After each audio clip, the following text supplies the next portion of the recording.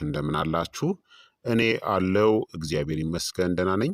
ዛሬም በጠቃሚና በአዲስ ፕሮግራም በድጋሜ ተገናኝተናል።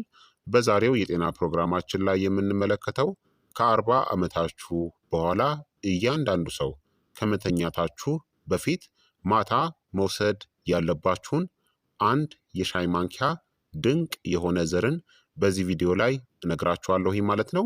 ይህ የጤና ትምህርት ታዲያ ለበርካታ ሰዎች በጣም አስፈላጊ ስለሆነ ሁላችሁም በቅንነት ላይክና ሼር በማድረግ ለሌሎችም እንዲደርስ አድርጉ እላለሁኝ። ጥያቄያችሁን በኮመንት ላይ አስፍሩልኝ። በቀጥታ ወደ ጤና ትምህርታችን የማልፍ ይሆናል።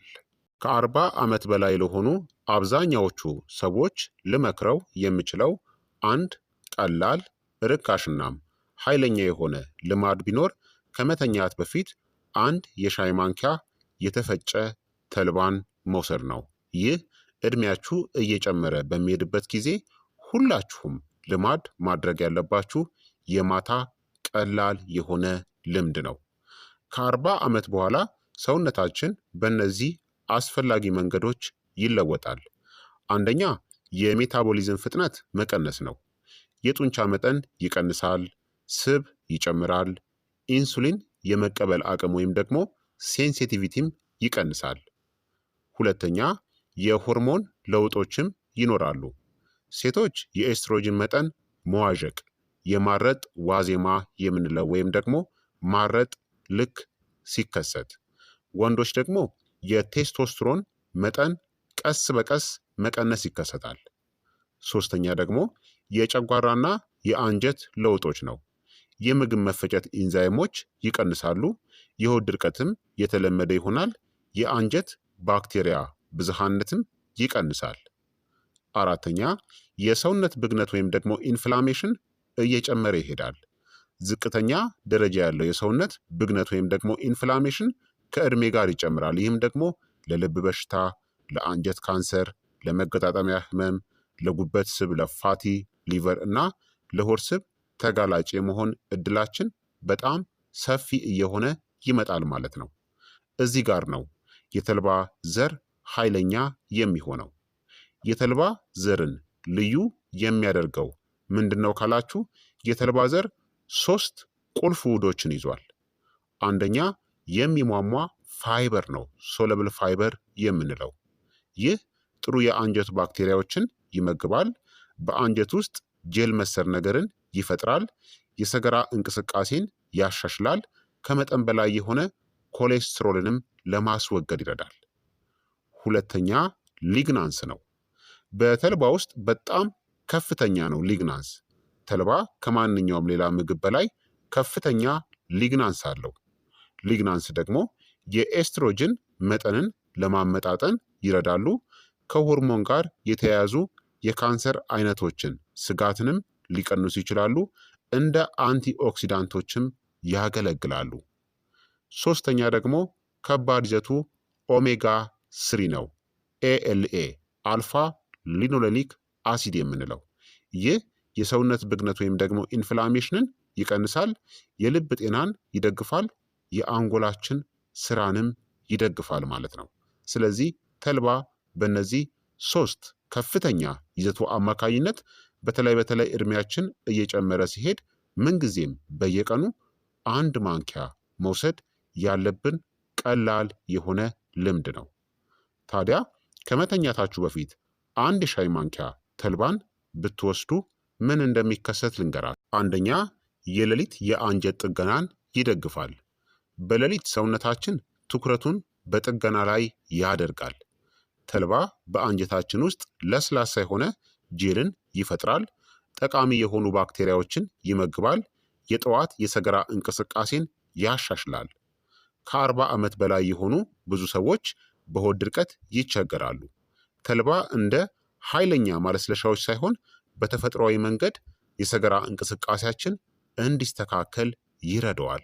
ሁለተኛ የተሻለ የጠዋት የሰገራ እንቅስቃሴ ይኖራችኋል። በጥቂት ቀናት ውስጥ ብዙ ሰዎች የሚያስተውሉት ለስላሳ የሆነ ሰገራ፣ የቀለለ የመጸዳዳት ስሜት፣ የሆድ መነፋት መቀነስን ያስተውላሉ። እንዲሁም የማማጥ ሰገራ ስታደርጉ የማማጥ ችግር ይቀንሳል። ይህም የመርዛማ ነገሮች ክምችት መቀነስ፣ የአንጀት ጤናን መደገፍ፣ የኪንታሮት ስጋትን ለመቀነስም ይረዳል። ሶስተኛ የደም ስኳራችንም የተረጋጋ ይሆናል። ፋይበር የምግብ መፈጨትን ያዘገያል። ይህ ማለት የሌሊት የደም ስኳር ድንገት መጨመርን ለመቀነስ፣ የተሻለ የኢንሱሊን ሴንሲቲቪቲ እንዲኖር፣ በጊዜ ሂደት የሆድ ስብ ክምችትን ለመቀነስ ይረዳል። ይህ የኢንሱሊን ሬዚስታንስ የተለመደ በሚሆንበት ከ40 ዓመት በኋላ በጣም አስፈላጊ ነው። አራተኛ የልብ ጥበቃችን ይጨምራል። ተልባ መጥፎ ኮሌስትሮልን ኤልዲኤልን ለመቀነስ፣ ትራይግሊሰራይድን ለመቀነስ፣ የደም ቧንቧዎችን የመለጠጥ አቅምን ለማሻሻል ይረዳል። የልብ በሽታ ስጋት ከ40 ዓመት በኋላ በከፍተኛ ሁኔታ ይጨምራል፣ በተለይም በወንዶች ላይ። አምስተኛ የሆርሞን ሚዛን በተለይም ከ45 ዓመት በኋላ ሊግናንስ የኤስትሮጅን ተግባርን ለመቆጣጠር ይረዳሉ። ለሴቶች የማረጥ ዋዜማ ወይም ደግሞ የማረጥ አካባቢ ምልክቶችን ሊያቃልል ይችላል። የሰውነት ትኩሳትን ሊቀንስ ይችላል። የጡት ጤናንም ይደግፋል። ለወንዶች ደግሞ የፕሮስቴት ጤናን ይደግፋል። ስድስተኛ የሰውነት ብግነት ወይም ደግሞ ኢንፍላሜሽንን ይቀንሳል። በተልባ ውስጥ ያለው ኦሜጋ ስሪ የመገጣጠሚያ መገታተርን፣ ስር የሰደደ የሰውነት ብግነት ወይም ደግሞ ኢንፍላሜሽንን፣ የጉበት ስብ እድገትን ይቀንሳል። የሰውነት ብግነት ወይም ደግሞ ኢንፍላሜሽን የእርጅና ስውር መሪ ሞተር ነው። ስለዚህ የሰውነት ብግነት ወይም ደግሞ ኢንፍላሜሽንን ተልባ ይቀንሳል። ሰባተኛ በሚቀጥለው ቀን የምግብ ፍላጎትን ለመቆጣጠር ይረዳል። ብዙ ሰዎች አንድ ማንኪያ ተልባን ማታ በሚጠቀሙበት ጊዜ የጠዋት ረሃብን መቀነስ፣ የስኳር ፍላጎታቸው መቀነስ፣ የተሻለ የክብደት ቁጥጥርን ያስተውላሉ። ምክንያቱም ፋይበር የደም ስኳርን ያረጋጋል። ስለዚህ ማታ በተለይ እድሜያችሁ እየጨመረ ሲሄድ አንድ የሻይ ማንኪያ ተልባን መጠቀም በየቀኑ ግዴታ ተግባራችሁ መሆን አለበት። ለምን ከመተኛታችሁ በፊት ይወሰዳል ካላችሁ፣ በምሽት ላይ ሰውነታችን በጥገና ላይ ያተኩራል። ከሌሎች ምግቦች ጋር ጣልቃ አይገባም። የጠዋት መጸዳዳትን ይደግፋል።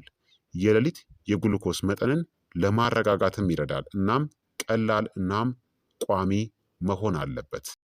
እንዴት መውሰድ አለባችሁ? የተፈጨ የተልባ ዘርን ተጠቀሙ። ሙሉ ዘር ሳይፈጭ ከተወሰደ ሳይፈጭ ይወጣል።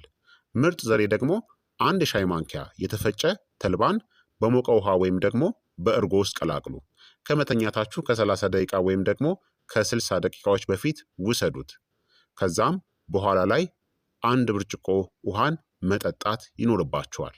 ፋይበር በትክክል ለመስራት ውሃ ያስፈልገዋል። ታዲያ ውጤት ለማየት ደግሞ ምን ያክል ጊዜ ይፈጃል? የምግብ መፈጨት እንዲሻሻል ከ3 እስከ 5 ቀናት፣ የሆድ መነፋት እንዲቀንስ ከ1 እስከ 2 ሳምንታት፣ የኮሌስትሮል መጠናችሁ እንዲስተካከል ከ4 እስከ 8 ሳምንታት፣ ለሆርሞን ውጤቶች ደግሞ ቀስ በቀስ በወራት ውስጥ ይሰራል ማለት ነው። ቋሚነት በጣም ቁልፍ ነው። ምን አይነት ሰዎች ደግሞ ጥንቃቄ ማድረግ አለባቸው? የአንጀት መዘጋት ታሪክ ካለባችሁ፣ ከባድ የሆነ የጨጓራ መቆጣት እንደ አይቢኤስ ችግር ካለ፣ የደም ማቅጠኛን የምትወስዱ ከሆነ፣ በኦሜጋ ስሪ ተጽዕኖ ምክንያትናም ከኤስትሮጅን ጋር የተያዘ የካንሰር ታሪክ ካለ ጥንቃቄ አድርጉ። ታዲያ ከ40 ዓመት በላይ ለሆኑ ቀላል የ30 ቀን እቅድን ከፈለጋችሁ ለአንድ ሳምንት ገና እንደጀመራችሁ በቀን አንድ የሻይ ማንኪያ ተልባን ውሰዱ። ልክ ሁለተኛ ሳምንት ላይ ሰውነታችሁ ከተላመደው ወደ 2 የሻይ ማንኪያ ጨምሩ። ከ3 እስከ 4 ሳምንታት ደግሞ በቋሚነት ይህንን መጠን ቀጥሉት። እንዲሁም ከነዚህ ጋር አጣምሩ። በየቀኑ የእግር ጉዞ ማድረግ፣ የፕሮቲን ፍጆታችሁን በአግባቡ መውሰድና በቂ ውሃ መጠጣትም ይኖርባችኋል። ዋናው ነጥብ እድሜያችን ከ40 በላይ ከሆነ ተልባ ርካሽ፣ ቀላል፣ በምርምርም የተደገፈ ለመቀጠልም ቀላል የሆነና ለብዙዎቹም ደህንነቱ የተጠበቀ መላ ሰውነታችንን የሚፈውስ ድንቅ ዘር ወይም ደግሞ ሲድስ ነው። ከመተኛታችሁ በፊት አንድ የሻይ ማንኪያ የተፈጨ ተልባ መውሰድ ልገነቡት ከምትችሉት ብልጥ ትናንሽ ቀላል ልምዶች መካከል አንዱ ነው። ተአምር አይደለም፣ ነገር ግን ትናንሽ የየቀኑ ልማዶች የረጅም ጊዜ ጤናችሁን እንደሚለውጡ ማወቅ አለባችሁ። ስለዚህ ክቡራትና ክቡራን ተመልካቾቼ የዛሬው የጤና ትምህርት እንግዲህ ይህንን ይመስል ነበረ። እንደተማራችሁበት ተስፋ አደርጋለሁኝ። ለሌሎችም ደግሞ እንዲጠቅም ሁላችሁም በቅንነት ላይክና ሼር በማድረግ ሌሎችንም አስተምሩ አሳውቁላለሁኝ። ጥያቄ ካላችሁ ጥያቄያችሁን በኮመንት ላይ አስፍሩልኝ። በቀጣይ የጤና ትምህርት እስከምንገናኝ እኔንም እናንተንም ቸር ያቆየን። መልካም ጊዜ፣ መልካም ቆይታ። ቻው ቻው።